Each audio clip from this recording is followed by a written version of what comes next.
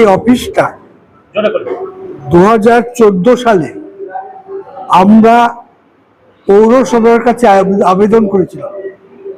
তখন আমার সভাপতি ছিলেন তখন শঙ্কর সিং।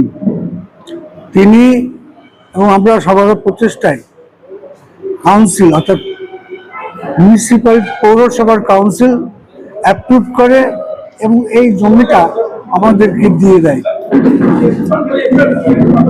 এবং তারপর এবং আমাদের সঙ্গে লিজ ডিড হয়েছিল 99 বছরের লিজ ডিড হবার পরে আমরা প্রত্যেক সদস্য তৎকালীন সদস্যরা সবার কন্ট্রিবিউশনে এই যে আমাদের আজকে আপনারা যেখানে দাঁড়িয়ে আছেন এই অফিসটা তৈরি হয়। এখানটা আমরা বহু প্রোগ্রাম করেছি এবং যেদিনকে উদ্বোধন হয় সেদিনকে প্রণব মুখার্জি থেকে আরম্ভ করে সৌমেন বাবু থেকে আরম্ভ করে মিউনিসিপ্যালিটির তৎকালীন চেয়ারম্যান উদয় মিত্র থেকে শুরু করে সমস্ত লোক এসেছিল। আপনি তার ফলক সামনেই দেখতে পাবেন। কিন্তু দুঃখের বিষয়,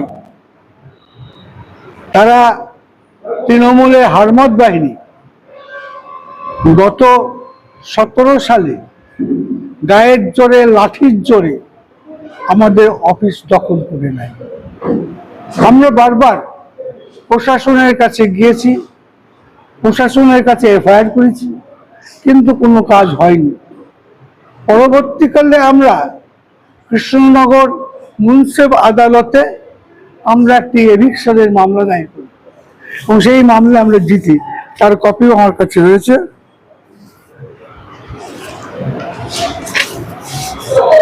এইটা সেই কপি। এটা 23 সালে এটা জাজমেন্ট হয়েছিল। 23 সালে এটা জাজমেন্ট হয় এবং জাজমেন্টে আমাদেরকে ফুল ডিগ্রি দেওয়া হয় এবং ওদেরকে এভিকশন করার নোটিশও করে দেওয়া হয়। কিন্তু বুঝতেই পারছেন যে তৎকালীন যারা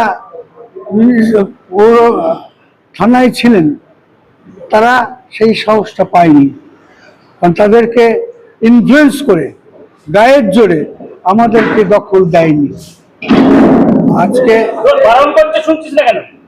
অন্যায়টা করেছিল ওরা, সেই অন্যায়ের জন্যই আজকে আমার নদিয়া জেলার সমস্ত স্তরের কংগ্রেসি ভাইয়েরা আমরা একসঙ্গে বসে স্থিরকৃত করেছি আমার জমি আমরা পুনরুদ্ধার করব।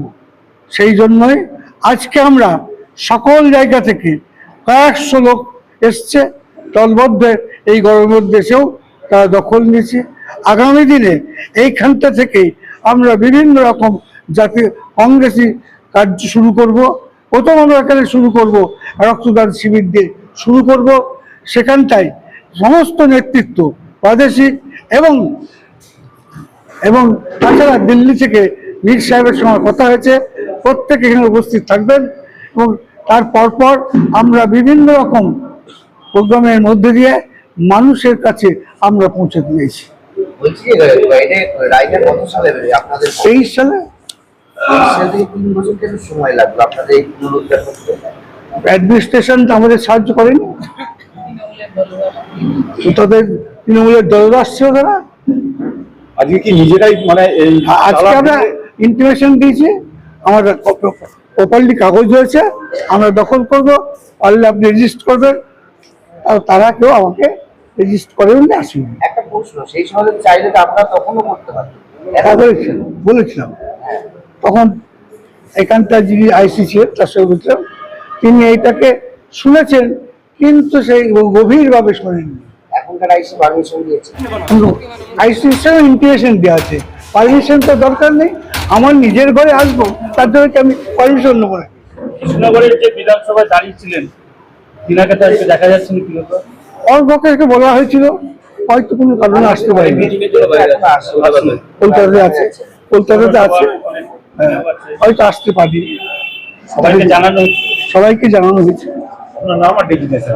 আমার নাম অসীম কুমার শাহ, আমি নিখিল ভারত কংগ্রেস কমিটির সদস্য এবং এক্সিকিউটিভ মেম্বার।